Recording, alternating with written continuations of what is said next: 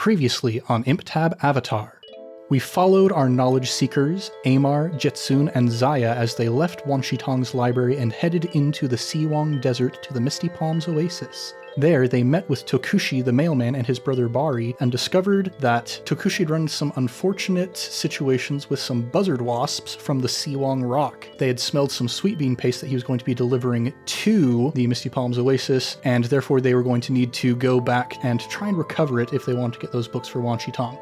So they headed to the Siwang Rock with their sandbender friends and discovered that the buzzard wasps had carried it way up into the top of the rock in one of their tunnels. They entered in after the wasps and engaged in their first combat of the campaign. Managing to use the flammability of the buzzard wasp honey, they were able to distract the wasps long enough for Tokushi and Bari to get the sand sailor out of Siwang Rock and managed to, fortunately enough, collect all of the books before they were engulfed by the flames of the buzzard wasp honey. What are they going to do now that they have their possessions back in tow? Let's find out here in the world of ImpTab Avatar. What's shaking, everybody? You're listening to ImpTab Avatar, the Avatar Legends actual play where we make up almost everything on the spot. I'm Ned Wilcock, your host and GM, and today I'm joined by... Caleb Anderton, chicken catcher extraordinaire. McKenna Steele, just thinking about Liam O'Brien. And Christian Randall, also thinking about Liam O'Brien in the exact same way.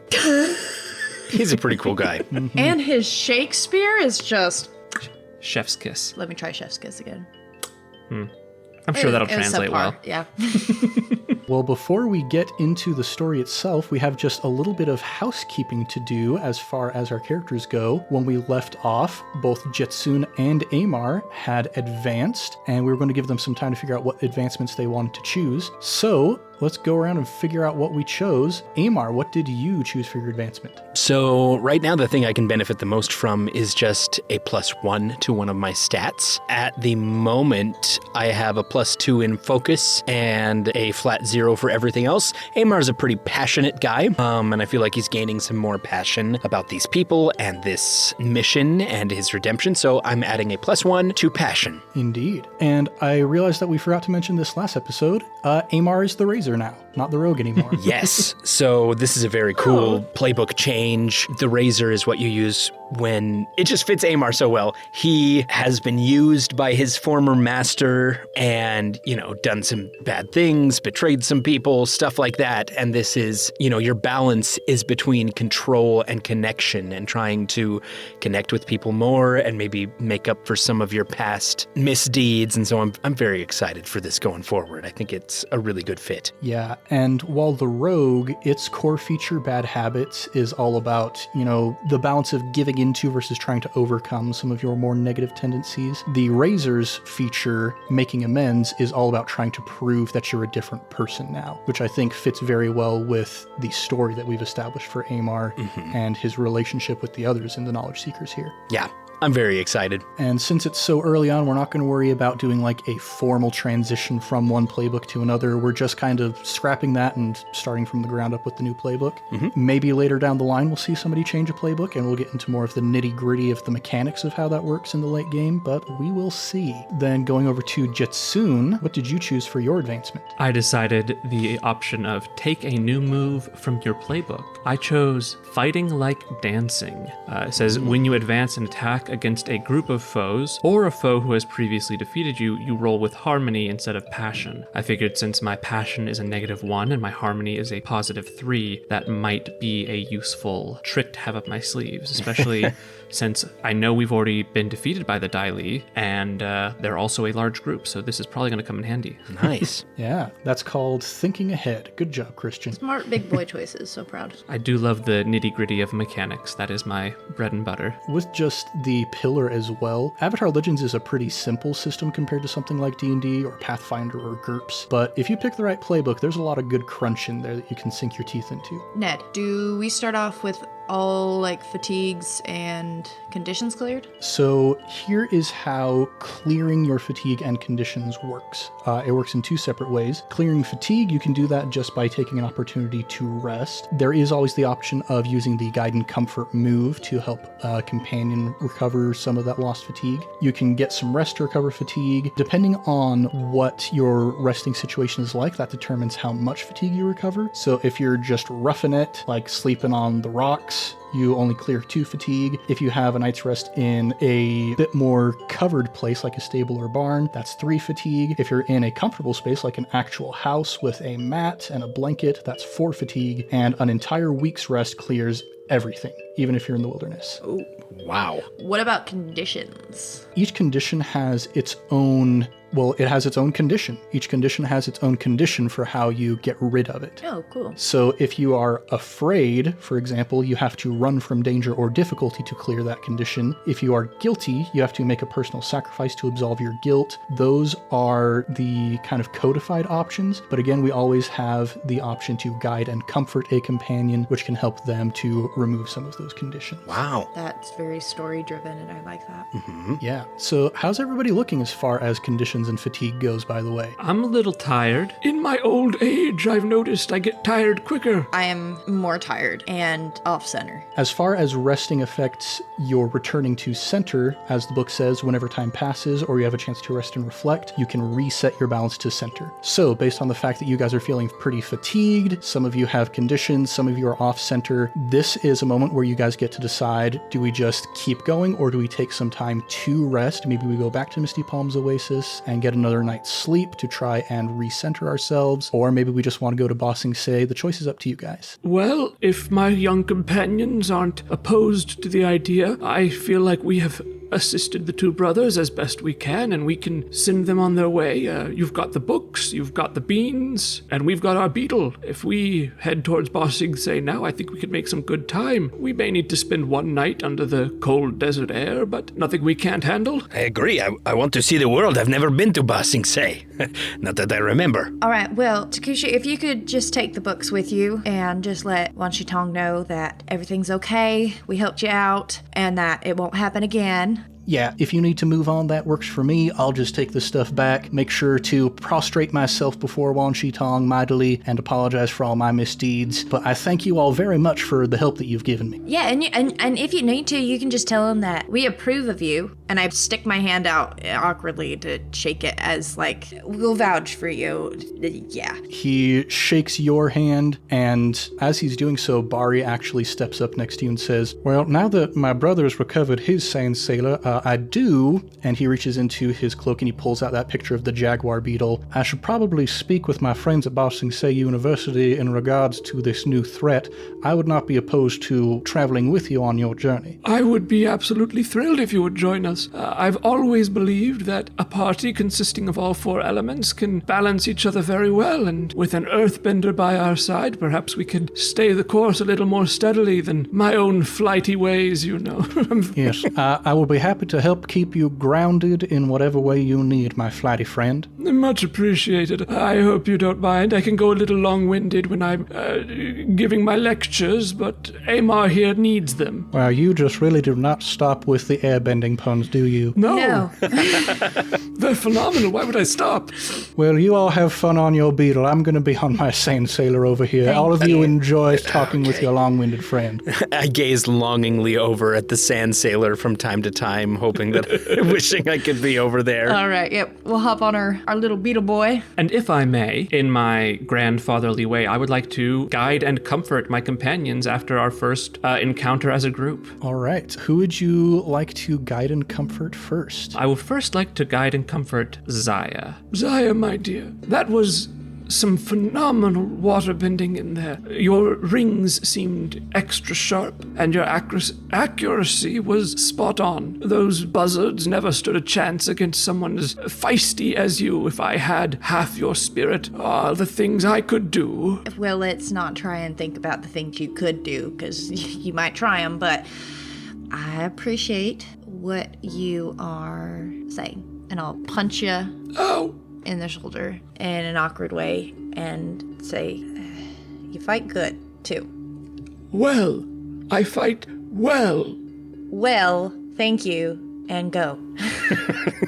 I'm blushing, and you can tell that I really appreciate it, but I'm very uncomfortable with emotions like that.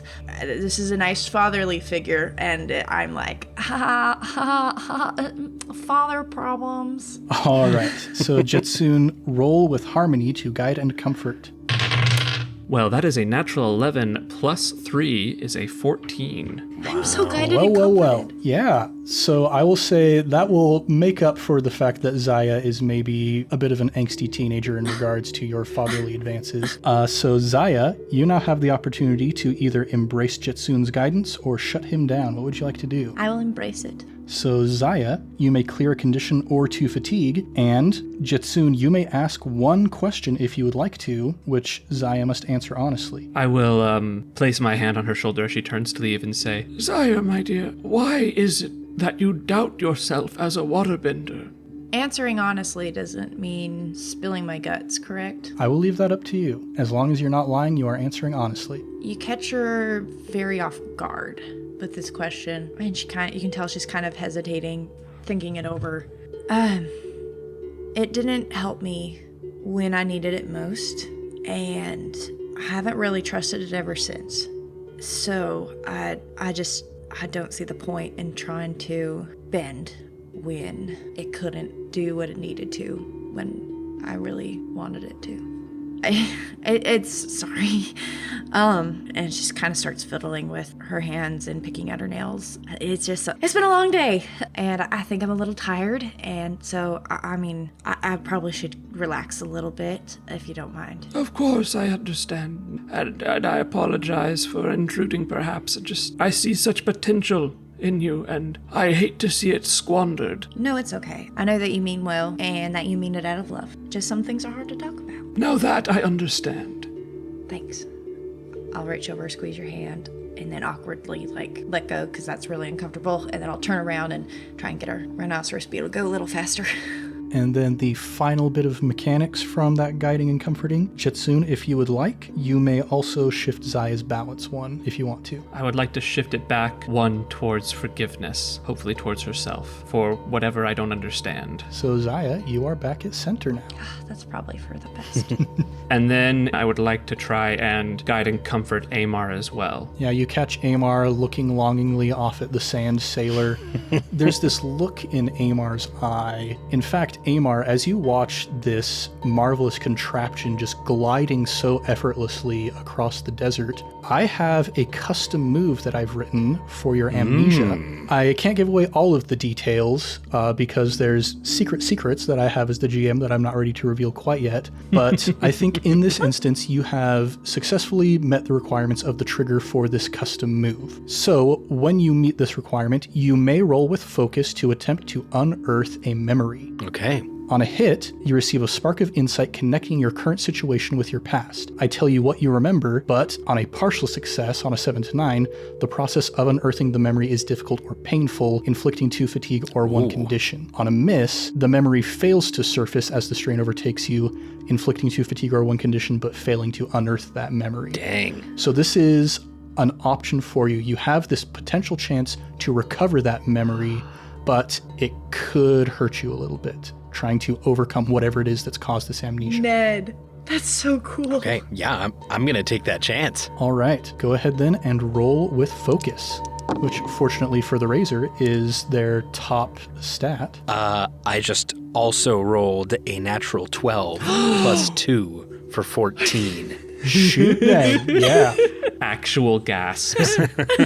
So, Amar, as you're watching Bari just effortlessly guiding this sand sailor through the dunes, it goes up over the top of one of the dunes and catches some air before landing back down on the other side in this smooth motion. And you hear in the back of your memory this rumbling sound and this feeling of exhilaration. You remember the feeling of wind going past your face, and you catch these glimpses as you close your eyes. There's that strange moving light that moves in front of your vision, and in a flash, you can see from your own vision a set of handlebars in front of you. You're bending your fire into the handlebars, propelling this metal contraption forward. And then that moving light flashes back in front of your vision, and in that moment you can feel the weight of that little fragment, that little scrap of metal that you brought with you that had the character Fee on it.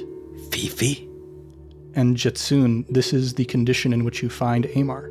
I squint my eyes at him a little, seeing him sort of lost in this internal moment. Amar, my boy, is everything all right? Was that fight perhaps more straining on you than I realized? I do not think it was the fight. The fight was all right, but I feel like I just had something come back to me. I remember, and I'll take out my little scrap of metal that says Fee on it. I think I remember something that was very special to me, even someone, and I think her name was Fifi. Fifi, yes, interesting, a very traditional Fire Nation name. I feel like it was short for fire.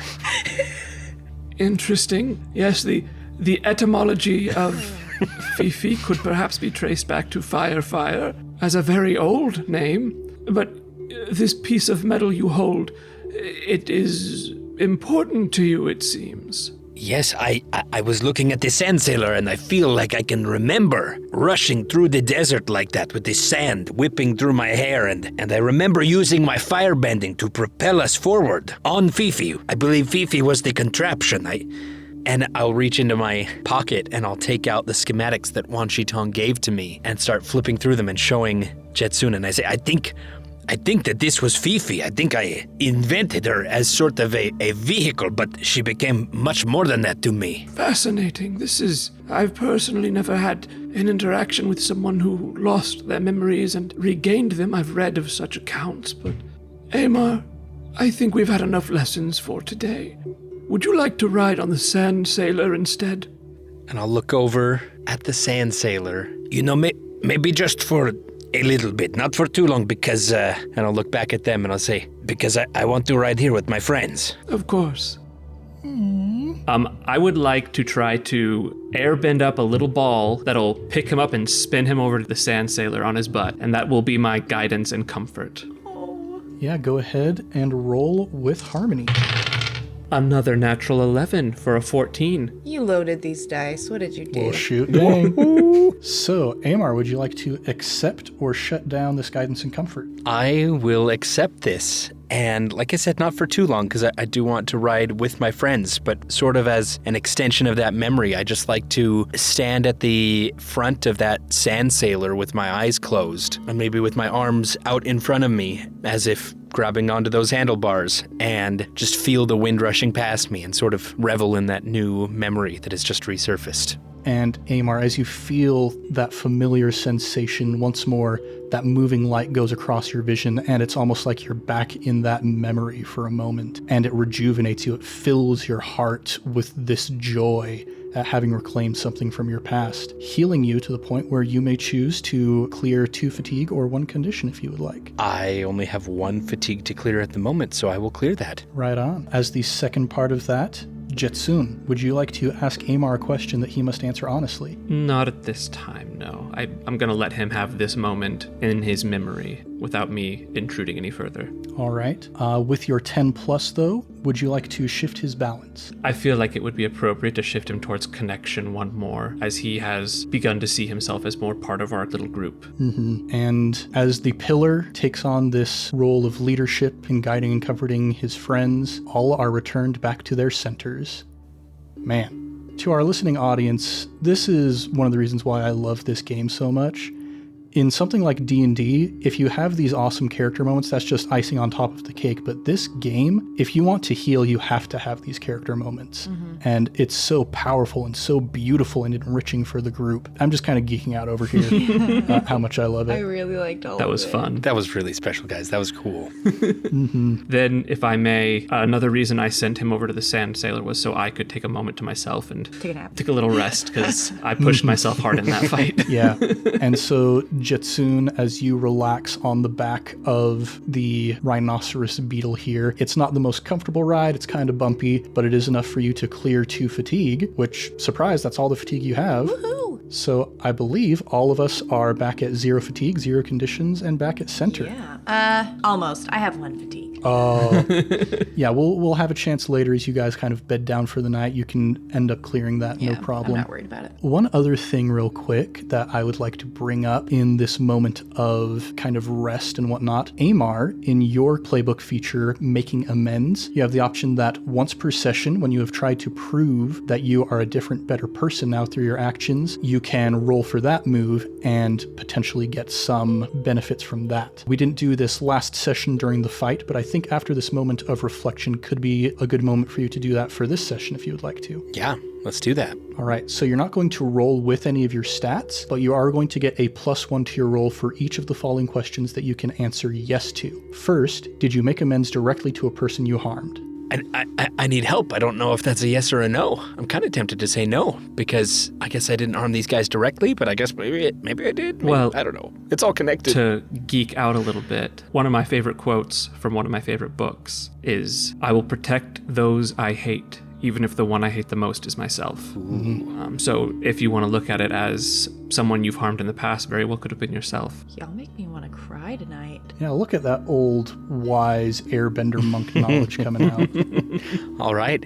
Well, I can't argue with that, so I'm going to say yes. All right, so that's +1. Question number 2, are you at your center? Yes, I am. So that's +2. And the final question, did someone honestly thank you for your efforts or forgive you for your mistakes? I believe, though Tokushi was only directly addressing Ziah when he thanked you all for your help, that was a group statement, so I believe that would apply to you as well. Okay, then yes. Okay, so go ahead and roll with +3. Ooh, that's a 1 and a 2 plus 3, so that's only a 6. On a miss, something's off. You don't feel that you've changed quite yet. You can choose someone here to ask what more you can do. They will tell you, and I will shift your balance twice based on what they say. Whoa. Oh, that's a risky roll. Whoa. That's a lot more risky than I thought it was. Yeah, me too. Yeah, it turns out we got a lot of high-risk, high-reward rolls for Amar going on. Yeah. Yeah. All right, so I am back on the beetle now. I see that Je-Tsun is sort of meditating back there, so I'll leave him be, and I'll kind of sidle up next to Ziah on the front of the beetle with their driving. And hey, how are the roads? Surprisingly calm. I don't know why it's surprising, but I guess, I don't know. Sometimes I feel like, especially at night, we see a little bit more weird happenings going on, but it's pretty quiet for usual. That's good, that's good. I just... Can I talk to you for a minute? I feel like something is off. I don't know what happened before. I'm getting small pieces back of my memories here and there, but apparently I came and I tried to, or maybe succeeded at stealing some stuff from you guys, some important books and scrolls and whatnot.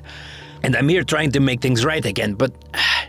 And that was a big deal. I mean, I feel like we all came together a little bit. We all helped each other, and I helped you, and stuff is getting better, but I don't know. I feel like I'm missing something, and I do not know what it is, and I just wanted to bounce things off of you a little bit. Well, I think you've done a great job of trying to prove that you are trustworthy. And I think that's something that you should be really proud of. And I mean, always room for improvement there.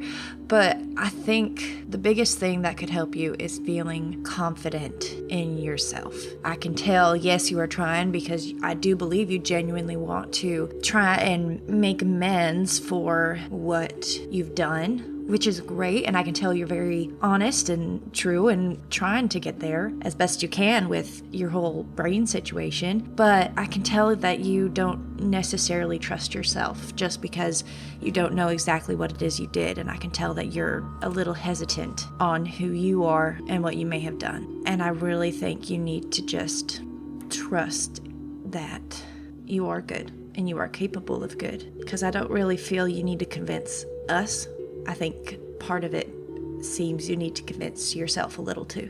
But I don't know, I'm just rambling. But whether that's helpful or I'm just sounding like I had cactus juice again, but... No, thank you. Yeah. I guess it's, memories or no memories, isn't trusting yourself one of the hardest things anyway, because you know yourself better than anyone. You know what you are capable of. And sometimes you know that you can't be trusted.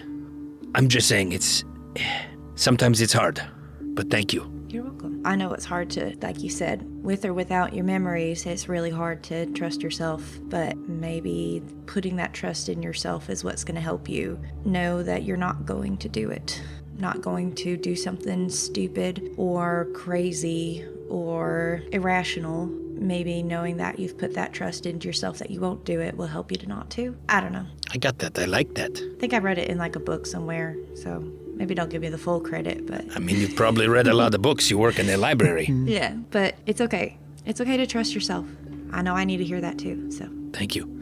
I needed to hear that. And I'm sitting backwards on the beetle meditating, and I keep my eyes closed, but a little smile creeps across my face as I overhear them talking up front as the sun dips below the horizon. So you guys are coming to the end of your travel for the day. You still have a bit before you reach Full Moon Bay, and from there the ferry to Ba Sing Se. But to wrap up the mechanics of Amar's making amends, you kind of go to your own part of the beetle's back, and you're sitting there pensively. I get to shift your balance twice based on what Ziah told you. And so you're thinking about what Ziah said, and you're thinking about what you said. That comment about who knows an individual better than themselves, and therefore what greater reason to not trust oneself because you know the bad things you're capable of. Thing is, you're not entirely sure that you do know yourself better than everybody else. You know so little about what's going on in your own heart. And in that moment, you think to yourself, I need to control myself. I need to become more rigid. I need to get a grasp on what's going on here,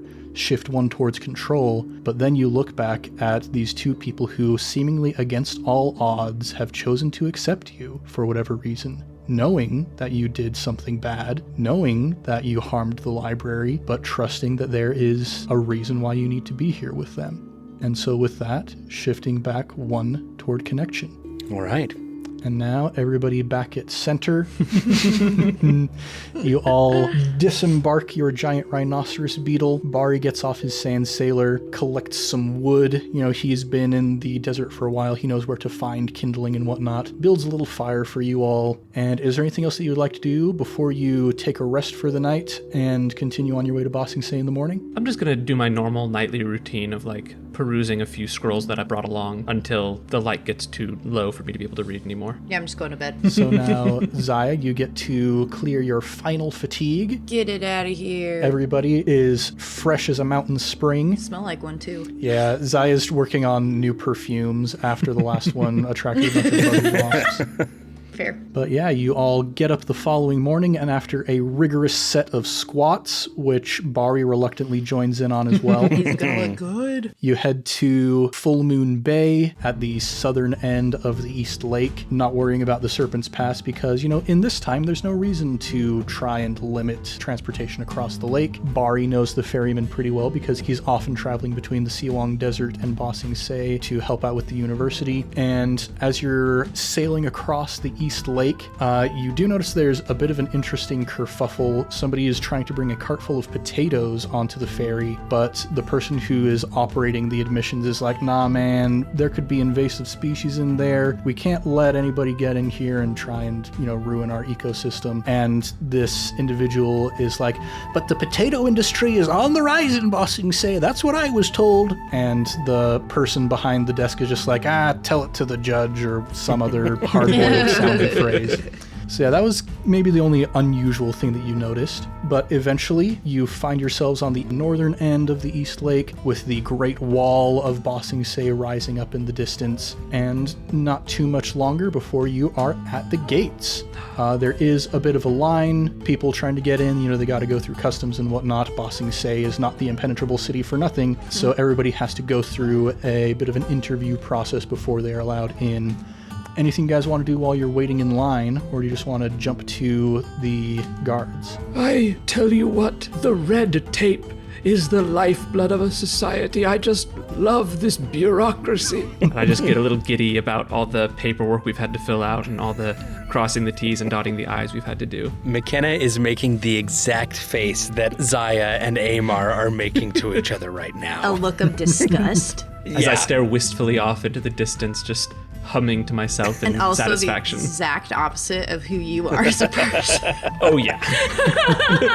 So as Amar and Ziah are both being disgusted by Je-Tsun's love of bureaucracy, you finally make it up to the guards, and one of them stops and says, "Pause there. What is your business entering Ba Sing Se?" We are knowledge seekers appointed by the Great Library to gather knowledge. We are here on a fact-finding mission, and we travel with our entomologist friend here. This guard looks over at one of the other guards, who is not dressed in as much armor as just a little bit more lightly, and you notice has had his eyes closed the entire time you've been speaking. Turns to this other man and says, "You telling the truth?" Je-Tsun, are you telling the truth? I don't believe there was any falsehood in there, but what is your intent? My intent is to tell the truth. He may detect a slight increase in my heartbeat, though, as I excitedly pull out some paperwork and say, I have all the paperwork here in triplicate, signed and stamped by the proper authorities. as I get a little giddy.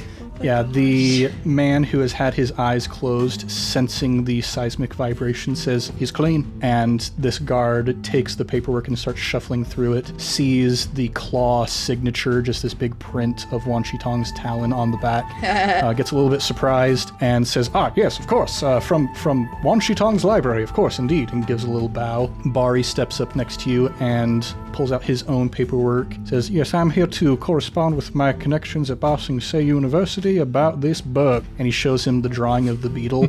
And he's so very excited to show the guard this beetle. It's like the look of an Animal Crossing villager showing off their beetle to the camera. Yeah. And the guard is like, "That is very interesting, I am sure." And marks you guys both off as approved to go into the city. And in you go. Let's see real quick if any of you notice something. Let's have everybody rely on your skills and training real quick.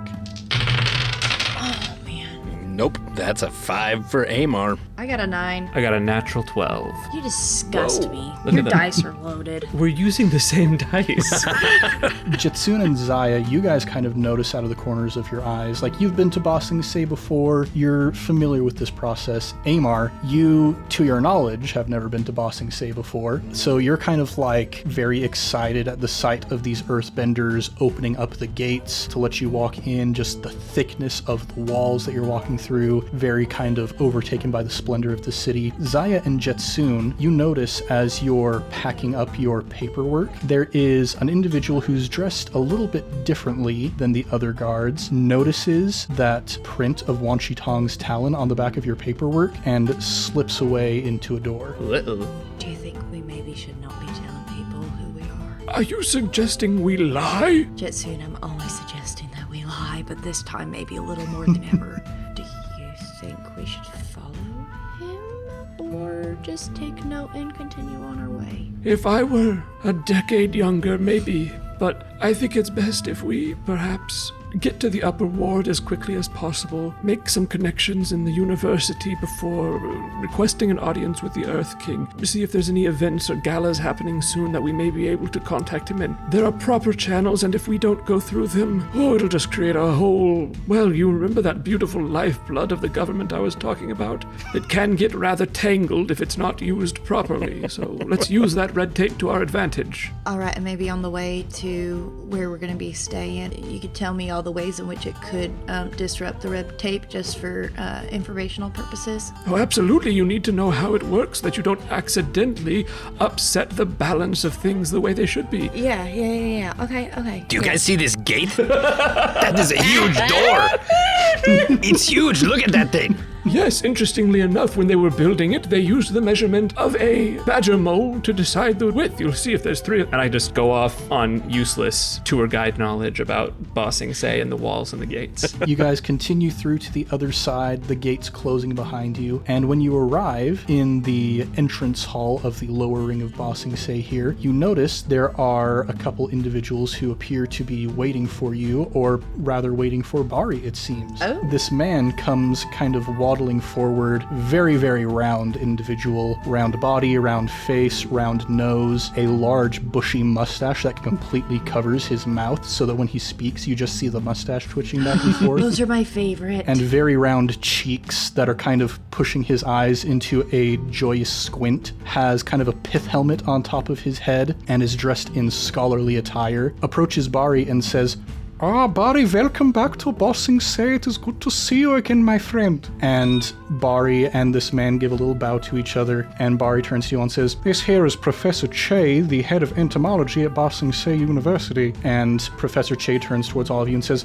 friends of Bari are friends of mine. Welcome to Bossing Say. Are you seekers of knowledge as well as my friend? In fact, that is exactly what we are. We are knowledge seekers. A very apt name that you have there. And Bari pulls out your drawing of the jaguar beetle and shows it to Professor Che and tells him about the situation that you informed him of. And Professor Che looks a little bit disturbed by this information and says, there is an interesting bit of sort of ecological disturbance happening here at the moment. As you know, the cabbage industry in Bossing Say is blossoming and burgeoning, has been for the past several years, kind of the core food industry of Bossing Say. But of late, there has been a bit of an issue. The potato industry has been trying to muscle in on it, and now that these jaguar beetles here, I am worried that perhaps there is some skullduggery and subterfuge happening in the walls of the city. You don't mean an actual biological attack by a competitor? This is groundbreaking, earth-shattering. We would not want any skullduggery or tomfoolery going on. That would be bad. I'm gonna look at you. We're sharing a little bit of like a. And Bari and Professor Che start going back and forth like very heatedly. They're so incredibly passionate about the repercussions of this agricultural dispute that's going on. I'm unnecessarily and unhelpfully butting into the conversation every now and then, as I am less learned than both of these two in their specialty. I will eventually butt in and say, well, perhaps you might need to do a little bit of more research on what's going on, and you know how to get in touch with us, so just let us know if you need anything, need any help. Je-Tsun, we do have some other pressing matters to take care of. Of course, forgive me, my learned brothers. If you could point me in the direction of the one who studies culture, society, I need to see what kind of events are happening in the city soon. Professor Che turns towards an individual who has also been approaching, who looks exactly like Professor Che, except maybe a little bit younger, and says, very good. This is my brother, Professor Quay. He's the head of anthropology at Bossing Say University. And Professor Quay approaches, and Ziah, having heard you speak, he looks very excited, actually, and he says, I've not heard a waterbender speak like you in such a long time. You are dressed as though you are from the southern water tribe, but goodness, your voice is unmistakable. Tell me, what brings you here from the swamp? I'm sorry, what? Oh dear. And he puts his hands up over his mustache that is currently over his mouth. I love them so much. And Professor Quay says, I am sorry, I may have let something slip a little bit. I told the waterbenders in the foggy swamps that I would not divulge their location to anybody else, except I just barely divulged their location to you. Waterbenders? So that is true. I cannot confirm or deny the existence of waterbenders in the foggy swamp at this moment. Well, yes, you can. Now, listen here. When did you talk to them? Roll to intimidate an NPC. Aha! That's a natural 11 for a 12. We are using the same dice.